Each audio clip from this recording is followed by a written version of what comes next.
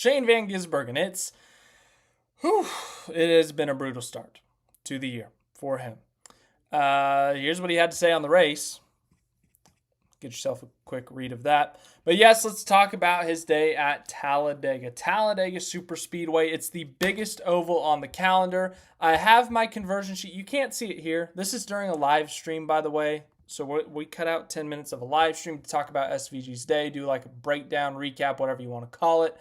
So on my second screen, I have my conversion meter of math, how to turn miles into kilometers. So Talladega Superspeedway, it's the biggest racetrack in terms of the ovals on the NASCAR schedule, 2.66 miles, which is equivalent to 4.28 kilometers.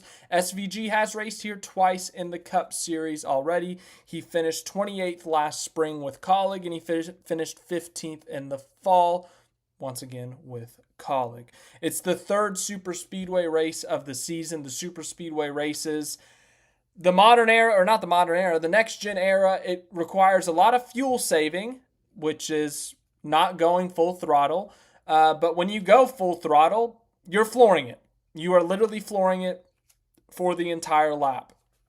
Pack racing, 20 to 30 cars within a second or two of each other. One car goes around, 20 to 30 are wrecked. Things like that happen. SVG at Daytona this year, in Atlanta, those were his most competitive ovals because, to put it frankly, the super speedways, they are the easiest ovals to adapt to, just to put it nicely, just to put it in a simple way rather than getting all complicated. The super speedways are the easiest ovals for someone outside of NASCAR to adapt to. So looking at those other super speedway races, he was actually quite competitive, got up into the top 5 at Daytona before being involved in an incident that wasn't his fault, led a couple of laps at Atlanta, and then was involved in the last lap incident that cost him a potential top 15 day. So how did today go? Or technically this was yesterday now. How did Talladega go? Qualified 36. Now, qualifying at these super speedways does not matter, but Trackhouse as a whole, they have struggled in qualifying. Now, he starts this race 36, and he spent like the first 15 to 20 laps just sitting in the back. They're 3x3, 4x4 at some points, and he's literally just a one-car lane, just no one near him. He can pick any lane, and he's just following the pack. Nothing really exciting. But then around lap 18, he starts getting involved in the pack. He starts trying to make some moves. By the way, as I said earlier, fuel saving is a big thing at these super speedways in the next gen era because track position is extremely important. You can't make moves in this car on the super speedways like you could in the old generation of car. So the whole goal of fuel saving is to have the shortest possible pit stop at the end of a stage or at the end of the race to give yourself the track position to have a good finish or to be in contention for the win. So right before the race, crew chief Steven Duran gets on the radio and says, "Hey Shane, just a reminder, we're saving fuel all day, whether it's under caution, whether it's driving around the track. We're saving fuel all day long to potentially try to put ourselves in position at the end of the race." So everyone's fuel saving at the beginning of this race. He's sitting in the back of the pack, starts making his way up through the pack around lap 27. He gets up to 21st, and then he's in the mid-20s for the most part of that stage. He's going from 21st to 27th, 22nd to 29th, just kind of shuffling depending on which lane was the dominant lane at the time. So then with 19 to go in the stage, in stage number 1, the pit cycle begins. So the pit cycle, it'll be a pack of cars. 7 to 8 cars will pit, whether it's Chevy, it's always affiliates. The Chevys pit together, the Fords pit together, the Toyotas pit together, the Trackhouse cars pit together, the Joe Gibbs Racing cars pit together, the Hendrick cars pit together. You all got your little tiny groups you got to pit together with. So 19 to go, this process starts. With 17 to go, they start wrecking. A bunch of cars start getting onto pit road, and everyone starts wrecking. SVG well clear of it. They have not pitted yet. But after this, he is actually 9th. So a bunch of cars had pitted. I think he was 21st at the beginning of the cycle. At this point, he's 9th. He pits under caution. They take 4 tires, fill it up with fuel, and they restart 26th, I think. What did I have written down here? 24th. Sorry. So then he gets asked, they're kind of at the back of the pack or in that mid-pack, the danger zone, if you will, if there's a big wreck. So he asked his crew chief, hey, should we go for it and try to get stage points, or should we back off and save fuel and try to get some track position later?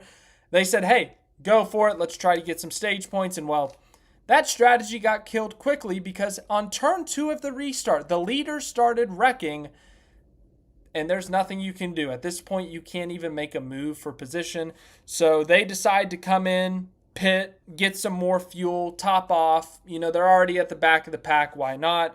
They end up finishing 31st in stage 1. The top speed was 200 miles an hour, which is equivalent to 321 kilometers an hour. And the reason I say that is when they're in fuel savings mode, they're going about 185 to 200 miles an hour, which is equivalent to 185 miles an hour is 297 kilometers an hour. So they are saving fuel. They're going significantly slower.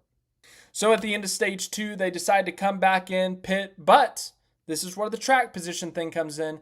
They decide to only get 2 seconds of fuel. So they've already filled up, but they burned a little bit in those last few laps of the stage. So come on to pit road, top it off on fuel, and the crew chief said 2 seconds of fuel. Justin Haley had other ideas. Justin Haley was pitting. He was in the pit stall directly ahead of Shane Van Gisbergen, and they were getting tires. They were doing a full servicing. SVG could not get out of his pit stall after the fuel was put into the car, had to put it in reverse and then get around the 7 car, and they lost a bunch of positions because of that. Nothing you can really do at that point. Stop later in the box, but there's a car in the pit stall behind you, so you got to come in at a weird angle. Just tough luck at that point.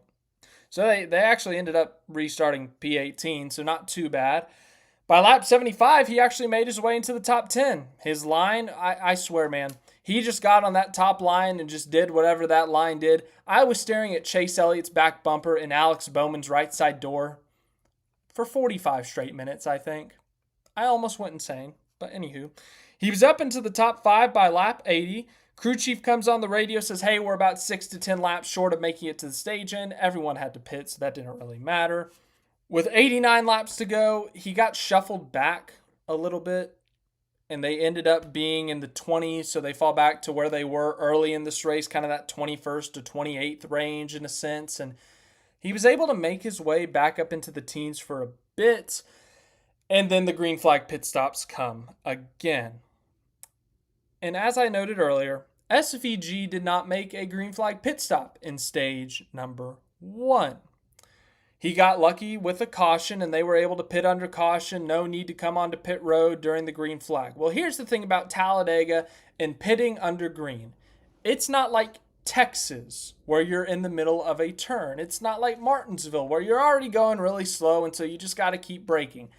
Talladega, you're going from 185 miles an hour to 55 miles an hour in a very short stretch.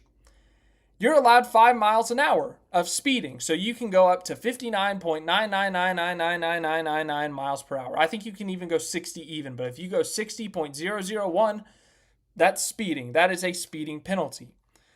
Well, SVG's group comes in. He's coming with the Hendrick Motorsports cars. Chase Elliott, Kyle Larson, they're leading the group. And all of a sudden, when the TV's seeing this, you see a little purple car. Purple car in the back of this group, just flying on by. And the onboard is terrifying because Chase Elliott sees this in his mirror and he's like, oh crap. And he just kind of turns out of the way to make sure he doesn't get rear-ended.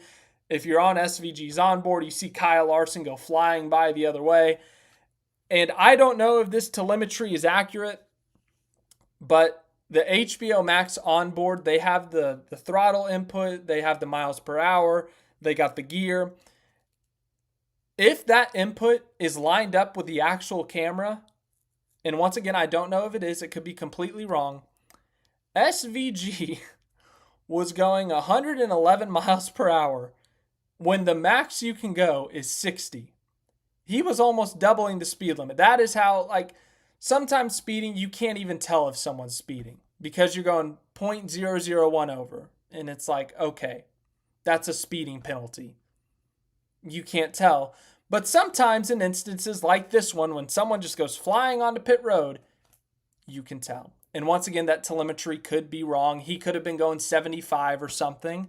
And it just took a minute, or it took a couple seconds for the thing to recalibrate on the TV. So my information could be wrong, but if he was truly going 111 in a 60, that's almost a felony in the United States.